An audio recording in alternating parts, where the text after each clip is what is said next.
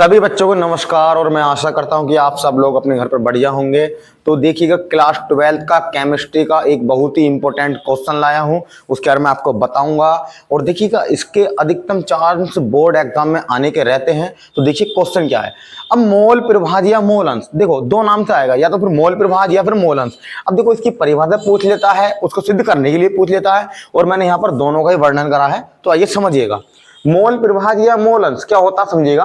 किसी विलयन में उपस्थित विलय या विलायक के मोलों की संख्या उस विलयन में उपस्थित कुल मोलों की संख्या के अनुपात को उस विलयन में विलय या विलायक का मोल प्रभाज कहते हैं। इसे एक्स से डिनोट करते हैं, शो करते हैं, रिप्रेजेंट करते हैं या प्रेजेंट करते हैं, आप लिख सकते हैं कहते हैं। ठीक है, अब देखिए अब सिद्ध करेंगे इसको। माना विलय के मोलों की संख्या n तथा विलायक के मोलों की संख्या कैपिटल N।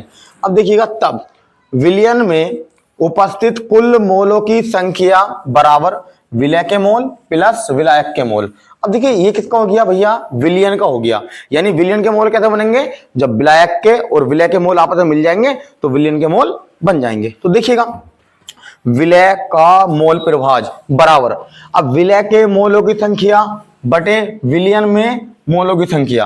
अब देखिएगा यहाँ पर इसको मैंने x1 मान लिया बराबर विलय के मोलों की संख्या क्या मानी थी हमने, n लिख दिया। अब विलयन में मोलों की संख्या कैसे होगी भैया, विलय और विलायक के जुड़ जाएंगे तो n प्लस कैपिटल N, इतना हो गया। एंड माने और। अब विलायक का मोल प्रभाज बराबर, अब विलायक के मोलों की संख्या बटे विलयन के मोलों की संख्या। आप एक बात समझो, यदि यहाँ पर विलायक है तो ऊपर विलायक लिखा जाएगा, अगर यहाँ पर विलय है तो यहाँ पर विलय लिखा जाएगा और नीचे विलयन में ही रहेगा। ठीक है, तो हम कहां पर थे, यहाँ देखो विलायक के मोलों की संख्या बटे विलयन के मोलों की संख्या। अब हमने इतना कर लिया यहाँ पर। अब देखिएगा हमने पढ़ा था, इसको हमने क्या मान लिया था, x2 मान लिया था। क्या मान लिया बच्चों हमने, इसको मैंने x2 मान लिया था। इसका क्या कैपिटल N आएगा, इसका n प्लस कैपिटल N ही रहेगा। अब देखिएगा x2 बराबर n बटे n प्लस कैपिटल N। हमने दोनों निकाल लिया। किसका निकाला है, विलय का और विलायक का दोनों निकाल लिया है। अब निकालना है किसका, विलयन का। तो विलयन का मोल प्रभाज बराबर विलय प्लस विलायक का मोल प्रभाज। ठीक है, योग से तो बनेगा ना दोनों का मिलकर। अब यहाँ पर x बराबर x1 प्लस x2। अब देखिएगा x हमारे पास ऐसा का ऐसा ही है और x1 का मान हमारे पास पीछे है। ठीक है, क्या था, n बटे n प्लस कैपिटल N और प्लस इसका क्या था हमारे पास बताओ, कैपिटल N बटे n प्लस कैपिटल N। ठीक है, इतना हो गया। अब x बराबर, एक बात देखिएगा, इन दोनों को एलसीएम सेम है ना।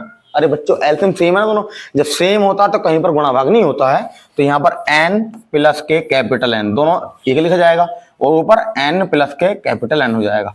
अब देखिएगा ये भी इतना है, ये भी इतना, खत्म। तो x बराबर कितना हमारे पास 1। तो यहाँ पर देखिएगा कितना आ गया, x बराबर कितना गया, 1 आ गया।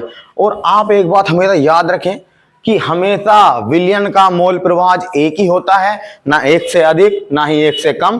तो इसलिए याद रखें आप कि विलयन का मोल प्रभाज एक होता है। मैंने यहाँ पर सिद्ध कर दिया गया, परिभाषा मैंने आपको बता दी है और इसके अधिकतम बोर्ड एग्जाम में आने के चांसेस रहते हैं। तो देखिए आपके समझ में आया होगा क्वेश्चन।